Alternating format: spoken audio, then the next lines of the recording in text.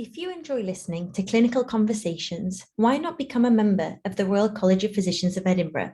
Our membership provides you with access to the RCPE educational portal, the live evening medical updates, and you have options to view the symposia both in person or online. If you would like to learn more about this, please go to the Royal College of Physicians of Edinburgh website.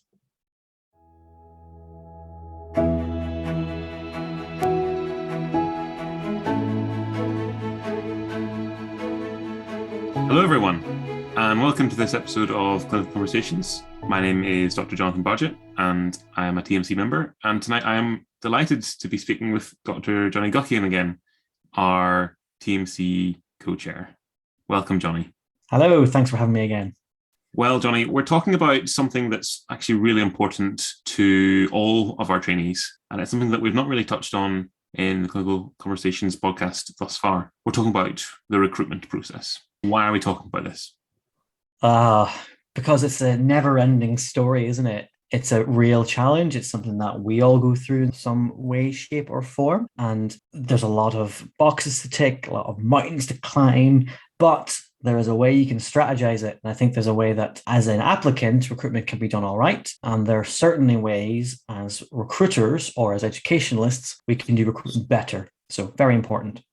I think it's important to say from the start that we will be releasing a whole series of podcasts on recruitment. And this is really just a flavour of what we need to really touch on now, because recruitment season comes around very quickly. As we all know, you really need to start planning for the recruitment phase probably around about, what do you think, September, October, November? When do you even start thinking about recruitment, Jonny? I'm going to be very honest with you. People start thinking about, if you're considering IMT or ST3 recruitment, people start thinking about it in about third year of medical school. That's the way it's going at the moment. But in terms of getting everything together, portfolio, etc., I was a dermatology applicant. And I was applying for ST3. It was around, applications went in towards the end of November, start of December time. So I got everything ready in September, August in terms of documentation. But I'd been planning derm application for years beforehand. So maybe this is a good opportunity just to talk about how you started preparing for all of this, Jonny. I can talk a little bit about how I've experienced recruitment, but what did you reflect on and how did you organise yourself when you were planning your career in dermatology?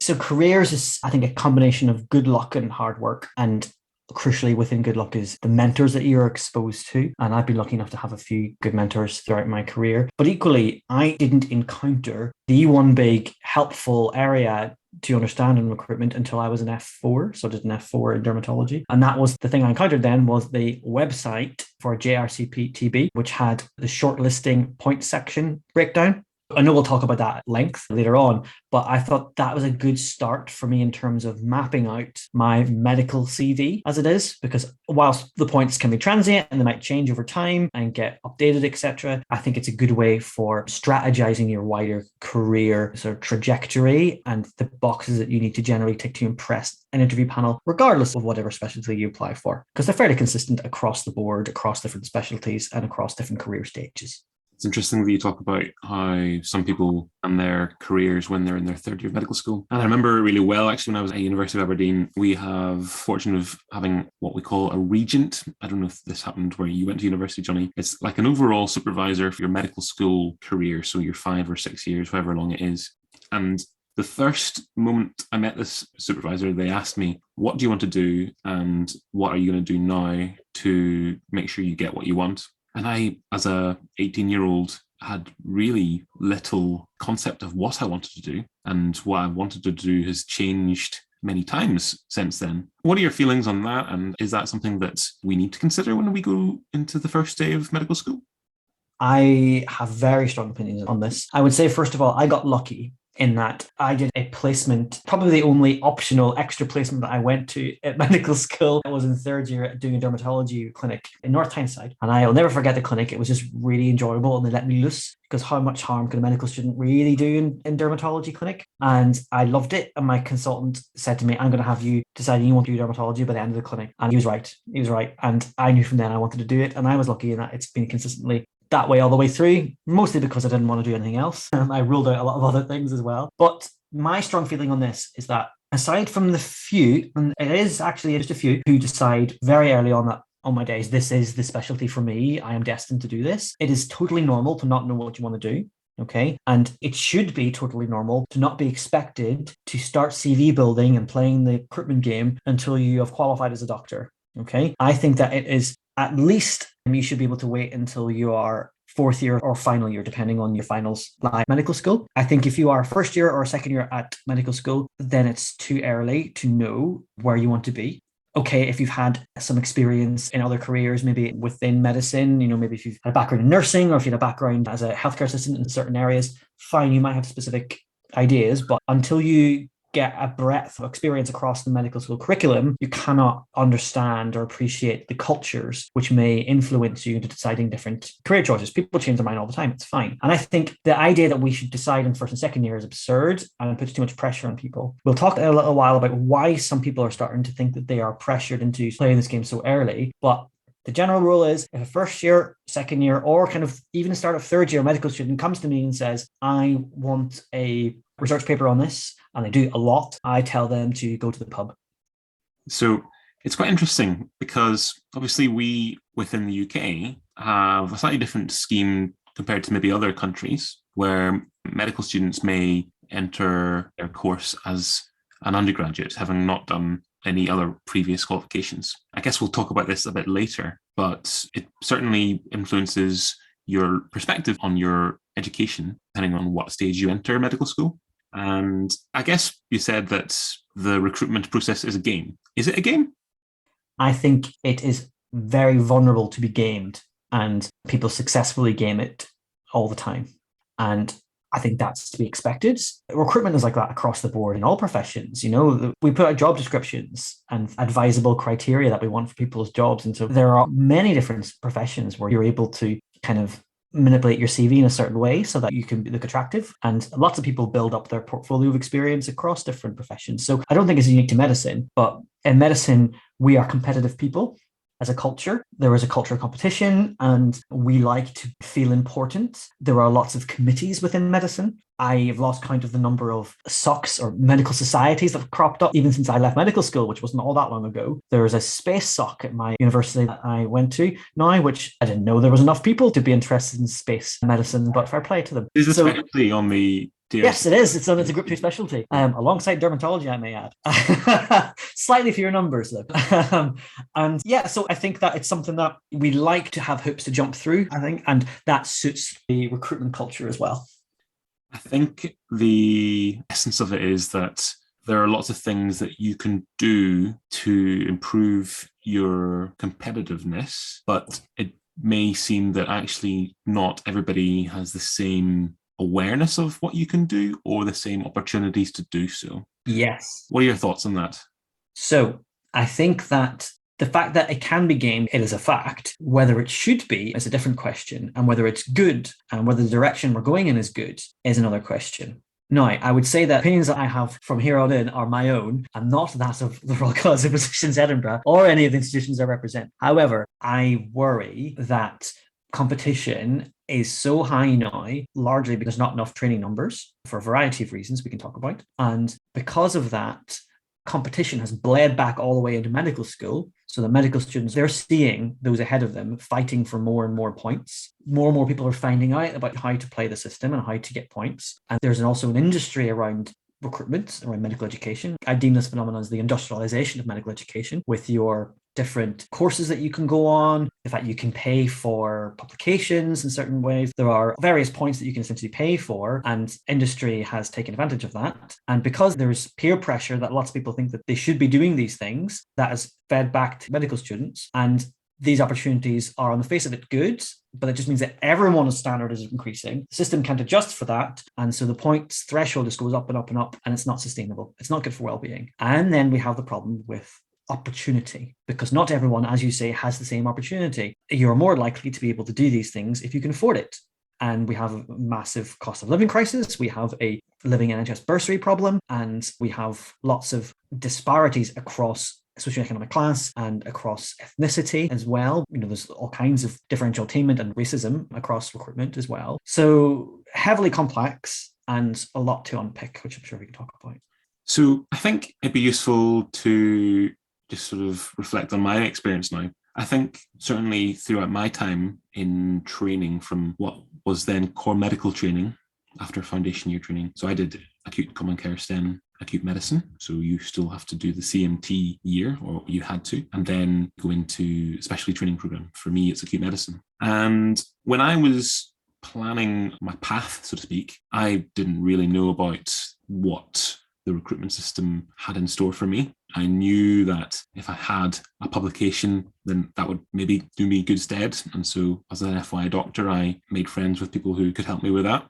As a new doctor, that's always a good thing to do. And I knew that I had an interest in teaching, so I tried to explore that and became an ILS instructor. Little known to me, these are kind of things that might do me good stead in the future. I wasn't to know. And when it came to the ACCS interview, the application system was through Oriel. And we all know the Oriel website. When you apply for your specialty program, you have to put in your details, your previous employment, your history of qualifications. And by and large, the scoring that it processes for you are based on your previous qualifications, your exam results, whether you've done MRCP, your training, your teaching experience, that kind of thing. And then you get invited to an interview if you meet a certain threshold or a score. And then your interview is usually done like an OSCE, so 3 stations, or depending on the format, it's their way of basically giving you a clinical scenario or communication scenario and a CV scenario. What was it like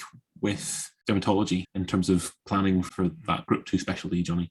It was pretty much identical. So you apply shortlisting points, and it hasn't actually changed with the new curricula. So I was CMT into dermatology. You can also access dermatology via PEDS and ACCS, actually, interestingly. I know one person who's done that, and that is a career change. And then also from surgery now, which is a new thing. So I went through the most common route, CMT, and went through the same points scoring system. Went through to interview at the Etihad Stadium in my year. So I felt a bit unwell there, being a Man United fan.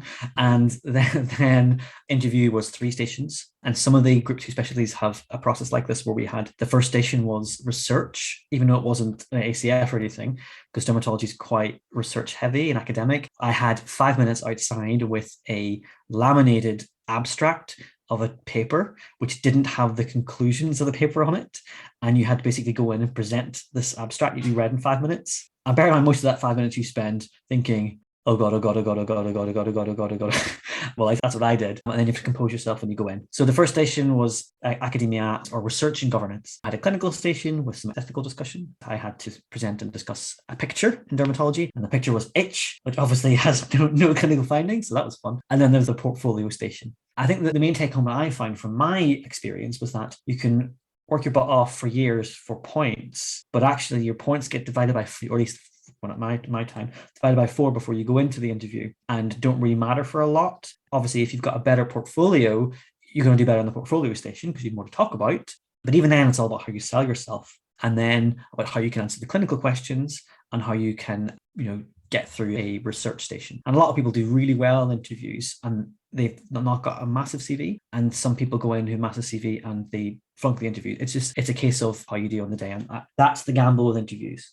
I always thought that if you presented yourself in a sensible way and showed that you were safe and caring, then ultimately interviewers would see that. And if you could make safe clinical decisions in your scenarios and show your ability to think logically, that would do you in good stead. And I'm sure we all go through a period of imposter syndrome, but going into my CMT application, I felt that perhaps I didn't have as much on the CV compared to people that I knew in my medical school. And I guess we could just sort of talk about those things, because when you look at the application, when you actually get access to the Oriel login and you put in your data, unless you've seen this before and you're putting it in for the first time when the recruitment round starts, it can be quite daunting. Oh, absolutely. And that's why I would recommend anyone who's listening to this, go to the RCPE shortlisting point scoring section for IMT or ST4 or ST3. And you can see the layout there. We've mentioned it already in the breakdowns, but there's also points for leadership, the variable points for MRCP exams now. You get points for prizes, publications, presentations, etc. But yeah, if you've not seen that, then yeah, crumbs, that can be a shock whenever you apply. But I would say that kind of stuff isn't necessarily all that worth stressing about IMT.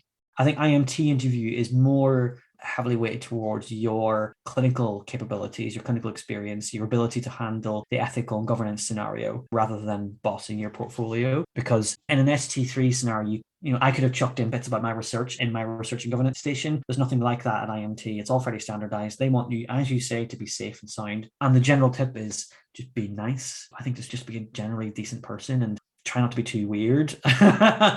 Don't stand out too much in terms of your personality, I guess. And you generally would be fine. So if you get to that point, you're putting in your points and you're thinking, well, I've not got much here, I wouldn't stress too much.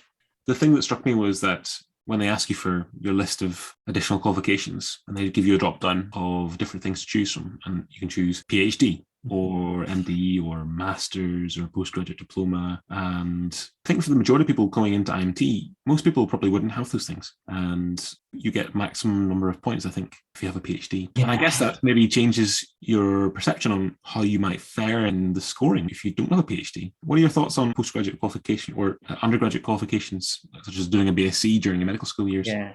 So I'd say, first of all, that I didn't intercalate, didn't have any previous degree, didn't have anything else previous degree-wise, didn't get any points in those first two sections. So don't worry if you've not got them. It's fine. I got into one of the most competitive programs within medicine and I didn't have those. So it's fine. Whenever you're applying, you can't turn back time and get undergraduate qualifications. So, I wouldn't stress that. Those things exist. I think just to make sure that, there are people who will, the odd person who has it, there's not going to be many people who have a PhD. The vast majority of people who have these qualifications will be doing academic training, and it's a different pathway, different system, different interviews. You're likely not to be competing against them. So again, I wouldn't fret too much about them. The interesting thing, though, to mention whilst we talk about undergraduate qualifications is that within an ST3 going forward, I think possibly with IMT as well, we need to double check, this is hot off the press, their intercalated degrees are being taken off the point system, which is a new thing and is following the same decision that was made for the foundation program application. So your intercalated degree, points-wise at least, directly is not worth as much to the recruitment cycle as it used to be, which is controversial. Yeah, I can see some reasoning behind it in terms of cost of training and opportunity costs and ensuring equality and not having people apply for intercalated degrees and spending money on them for the points. However, there are, again, not with my RCPE hat on, there are ways to deliver that and potentially stagger that for people who've already done it before that rule change came into play. But I would say that there are still things you can learn from and gain from an intercalated degree that you can use in the recruitment system. It's interesting hearing you just talking about what counts in your undergraduate or your pre-IMT years. A friend of mine actually recently did an application for IMT and had already done PACES. But the PACES exam didn't give you any different number of points to having part 2. And this is for IMT, but obviously the PACES is an ST3 requirement for progression. And we can maybe touch on that a bit. But I guess it's just interesting and try to understand about how these different domains are scored and what kind of evidence goes into these different assessments. And perhaps I might ask you just or your understanding or how this process is carried out. So I've not been in the room in the decisions, the rationale behind these. You get hearsay and you can try to understand some of these things. I would suggest that the evidence behind any of it is significantly lacking. And I can talk a bit about why I think the evidence is not only lacking in terms of points, but is actually potentially educationally harmful from a purely theoretical perspective. I think actually a lot of it is more political, or not even political, it's more in the interests of the program. So for example, my understanding is that they don't really want you to have done PACES before you do a IMT program, because the idea is that doing the IMT program is supposed to set you up to be able to do PACES. And PACES is supposed to be an exam that in theory proves that you are capable of moving on to be an ST3, ST4. And to have that too early, I think is being considered, the system isn't working as it should. Now, there's lots of ways you can talk about that. And I think there are some echoes with that to what happens in surgery and in some other specialties where you're not supposed to be able to do too many months within a specialty before you apply for it. So for example, if you do over, I think, a year or year and a half in a specialty, you can't actually apply for that specialty, which sounds bananas to me within surgery, but I think some of that's changing. And the idea of that is not to encourage people to just do locum for years and then apply to be a reg afterwards. There are a lot of political decisions that have been made in rooms by a lot of people who don't necessarily have the evidence in mind and more have their own particular rationales in mind for good or for not so good. I guess maybe what might have been an issue, or I think definitely is an issue, in this COVID area is that the recruitment system has changed, obviously because of COVID, the way in which recruitment has been carried out through teams, or how the assessments in the application window have changed in the transition between CMT and IMT, may have left a certain year or generation of CMTs looking for IMT numbers or trying to get an ST3 or 4 number, having done their CMT and then maybe doing clinical fellow years or clinical development fellow years, and then not getting into a job or a training number that they want. And perhaps that's something that may then influence how someone wants to train or where they want to train. I mean, there's been so much disruption because of COVID, but then also because of the new curriculum. I was the last year of CMT, and there was a lot of disruption even just to our jobs locally in terms of what we were able to, being able to do the jobs that we'd applied for and accepted because of the transition from CMT to IMT. And on a system level, I have sympathy for the programs trying to implement these changes and then deal with COVID. And I have possibly even more sympathy for those people who are subject to the disruption and the stress because it's not their fault. The problem is that IMT was changed for a reason, and there's no good time to do that other than outside of a pandemic. But they didn't know the pandemic was coming, to be fair. So yeah, I think those changes have been very challenging. I would say that I think that we should accept and embrace the fact that people come into IMT, ST3, ST4 alongside various different paths. And we should embrace kind of that, I say diversity, inverted commas, of career path, because it can only bring a more rounded clinician. So I think there should be as much laxity as possible and acceptance of different pathways when we recruit, because that can be quite powerful. So I agree. I think one of the reasons why we're doing this podcast, Jonny, is to help our listeners understand what they can do to make them more competitive, I guess. And we've kind of touched on this, but the other domains that the application covers are teaching experience. Yep. One of those things is the evidence. It's all about evidence of you organising and designing a teaching programme, be it locally or nationally. Do you have any advice on how to do this? Yep, I think there should be no reason why you can't get full points in this area. I think it's one of the most relatively straightforward ways to do it. And it's also in a really enjoyable way. I'm a teaching buff, and I think you can really get a lot of benefit as a communicator by getting involved in education. As an F1, as an F2, etc., it can be still quite hard if you've got a busy job. However, being able to help out with teaching is a good way to get yourself off the board and go into your own space, go and learn a bit more and meet some new people, do some peer-to-peer teaching. I did my initial program when I was an F1, and I literally just went to the teaching fellows who were in my hospital and said, guys, I want to do some teaching. You got any students? And they said, yeah, here's some students. And I asked the students, what do you want to learn about? And met them maybe once a month for 6 months or something like that. And so then I done a local one. And then the next tip I would give to people is consider being a clinical teaching fellow. So I was a CTF as my F3 and my F4 year. Loved it. The CTF jobs will generally pay for you to do a certificate or a diploma in medical education, which is another kind of point scorer in terms of accreditation of teaching, which in itself is a great experience. And again, I'm teaching kind of scholarship nerd, so that's really changed my career doing that. And you have loads of opportunities to get to know students coming through, help them through finals. There's very little that's as rewarding as helping people through their exams and then like turning to you afterwards and saying, thank you so much for helping me become a doctor. That's so fulfilling an experience. So consider being a teaching fellow. With Teams and Zoom, there's loads of different ways you can run teaching programs or get involved in teaching programs. Go on social media and there's all kinds of like national schemes which have already been arranged that you become a part of that are actually set up to help you get the feedback for these points. I wouldn't want to plug in any kind of off the top of my head, but there generally, if you look locally, there are some people who will be involved in this. So you get a feel through your F1, F2 or other foundation years for who's interested in teaching. Stick to them and ask them how they can help.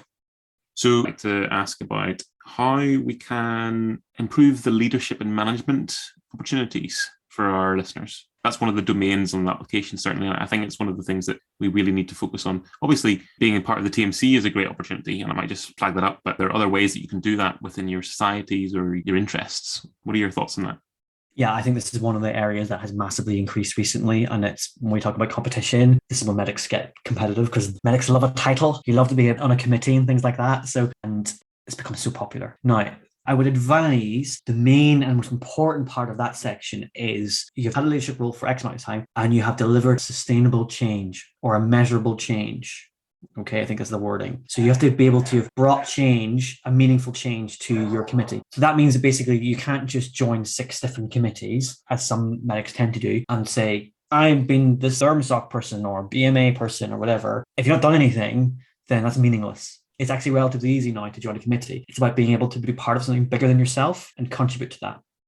You don't need to have changed the world. Maybe joining some kind of regional education group and delivering a annual conference or an annual teaching session. That would be something. Or contributing to, maybe a strategy or maybe some guideline work for an organization, like a clinical organization, for example, or even locally being part of your neurology society or your psychiatry society, etc., at university, and helping out organizing speakers for an event. If you can measure it, that's meaningful. Just being on a committee isn't enough. And I would encourage people to be creative with it. It doesn't have to be in the specialty you're interested in. That's the other thing. All of these publications, presentations, teaching, etc., if you want to do dermatology, it doesn't have to be anything to do with dermatology. It'll help in the interview, but for points, it can mean anything. I would suggest if your entire portfolio is on psychiatry and then you're applying for renal, they might ask a few questions about that in your interview, but it's totally valid. People have complete U-turns in their career choices all the time. You just need to be able to justify it.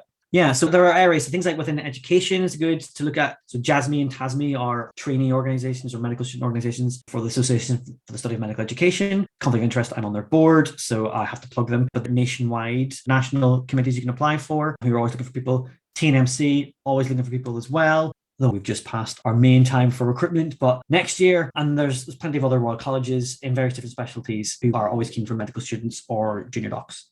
Yeah, I think that's a great effort just for the opportunities that are available out there. One of the other things that obviously you've just touched on there is your ability to show evidence for a presentation or a poster. When I was going through the recruitment for ST3, certainly it was, have you presented a poster at a local conference or an international conference? Or is this a publication that you were the first author on in a peer-published and reviewed journal? That's the kind of level of the descriptor that they're looking for. What are your thoughts on that? So I've referred to difficulty in terms of getting points earlier on, and I do think there is a hierarchy, or at least there are stages of difficulty for getting some of these.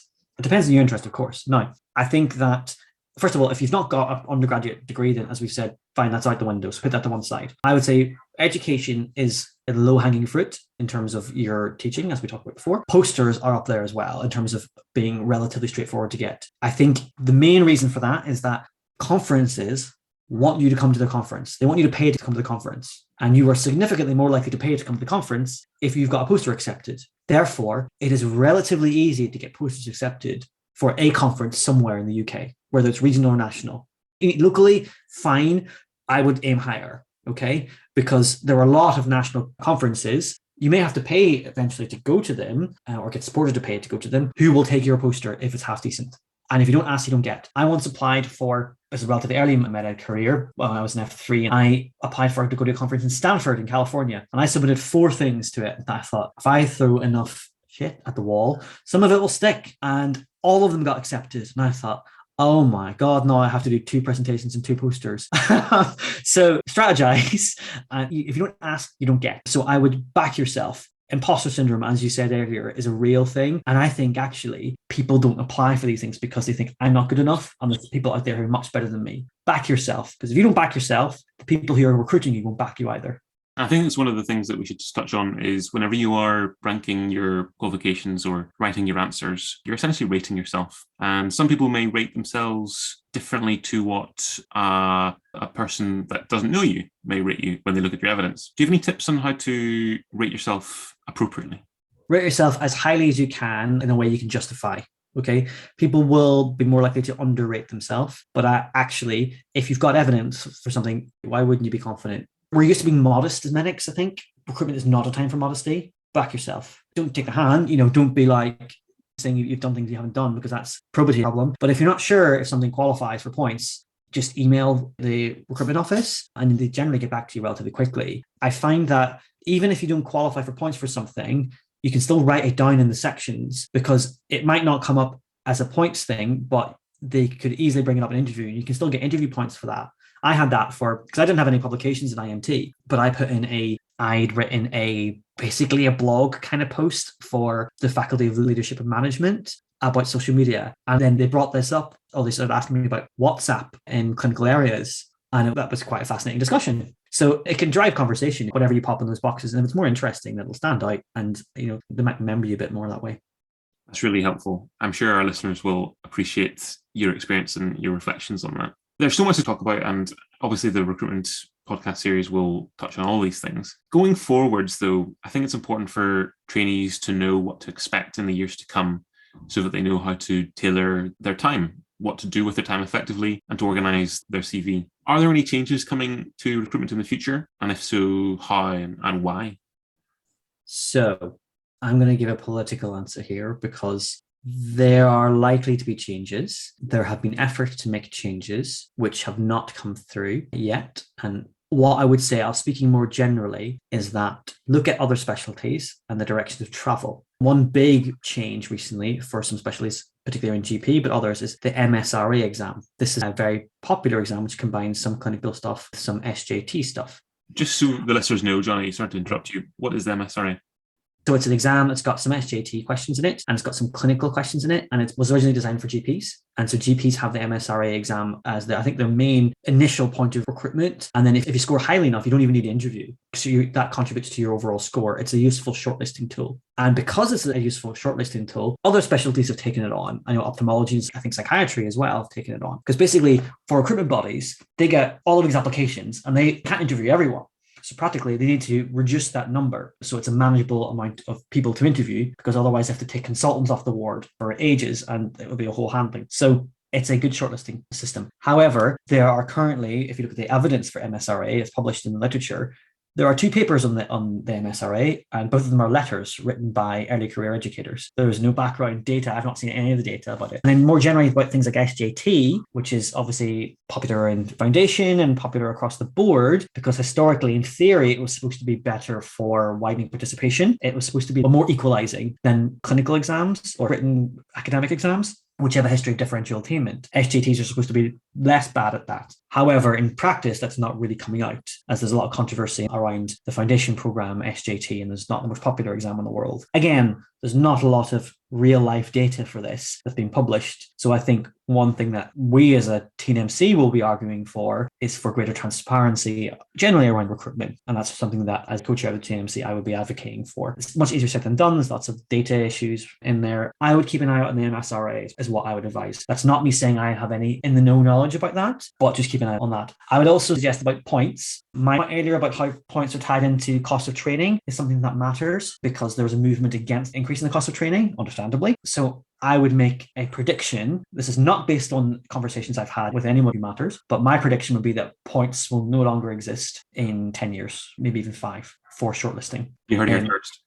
There you go. Well, to be fair, if I was in charge, it's the first thing I'll get rid of. I think the only reason we haven't got rid of them yet is because we don't have a suitable way of shortlisting based on evidence and doesn't worsen differential attainment. So it's the lesser of several potential evils at the moment. But I would still say that using that points matrix as a general template for any medical CV is a really good idea, because you will still need to come across as someone who's vaguely interested in academia or lifelong learning, in teaching, in leadership. These are all really good things to have. If you won a prize, then great. If you'd be at a conference, it's showing your interest in that particular field. So these are all good things. And the final tip I wanted to mention earlier, that I would give going forward, when you're looking at that matrix, first of all, work smart, not hard. So if there are things you can do that hit lots of areas. So if you do a project, make sure you get the most out of it. So let's say you do a project on medical education. It could be your 6-month teaching program or however long teaching program. Do some sort of innovative online thing with it. And then you could write that up make it a poster, maybe even present it at a conference. Then you could write it up for publication. You could submit it for a prize. You can do all of these things with one project. So you're covering all those domains.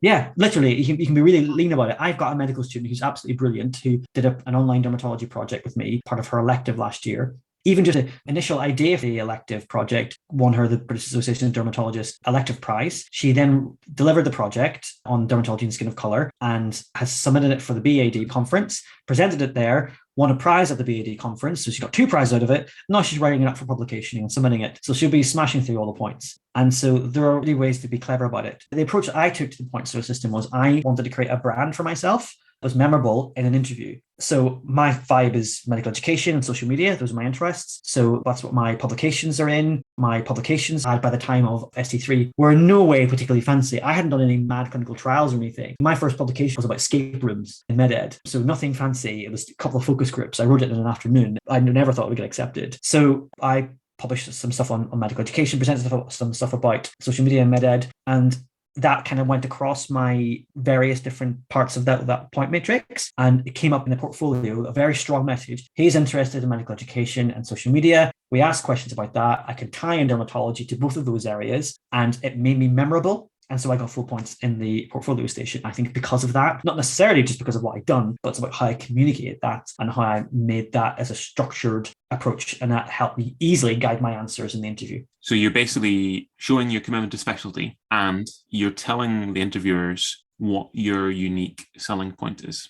Absolutely. So there are lots. It's not just medical education. You could do that, and you could do it in quality improvement if that's your interest. You could do it in certain areas within technology, like artificial intelligence. You could be involved in that. You could be involved in clinical informatics. There's loads of different ways, interesting niches that are adjacent to specialties that are very, very attractive to journals to publish as well. That's why my escape room paper got published as well. Probably being a good paper to read, I should add. Finish your own thing.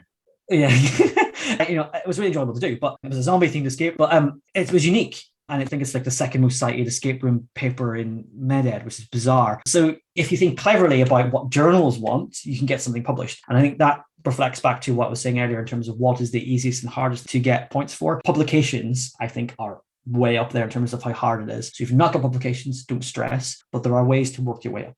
I think we've talked about so much, and I guess some of the listeners might be thinking, okay, so I've done a wee bit of that. I can see where I'm getting my points. Or there might be some listeners that are thinking, I've not done much there. I might need to get more points. My reflection on it is whenever I was doing my C3 application, went to the oral website, I hadn't hit a lot of those domains, and I still got the job that I wanted. So I want to stress that to the listeners that this isn't the be all and end all.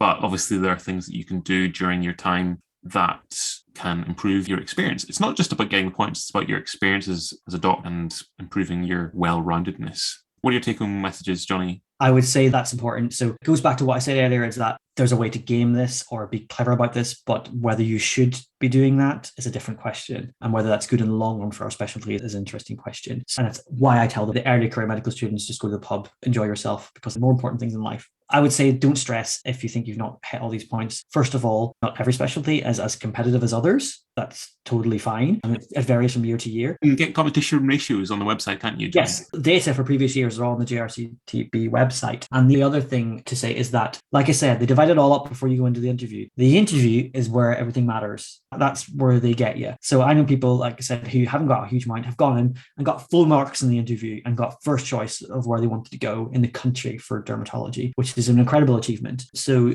do not stress. You do not need to be an all singing, all dancing, firing all cylinders academic or, qualified renal physician before you even apply. You just need to show enthusiasm and come across well in an interview. On that note, I think we should wrap it up. And I'd like to say once again, Jonny, it's been an absolute pleasure. And I hope the listeners find this useful because I think it's really important to talk about. Absolutely. And thank you so much for having me. I wouldn't worry if this is a bit overwhelming for you, especially if you're early career. We'll have a whole series coming out in this, which will break down all of the different aspects we've touched on. And there's loads of interesting conversation starters, and that will hopefully encourage you and make you enthusiastic going forward. Once again, Jonny, thanks very much.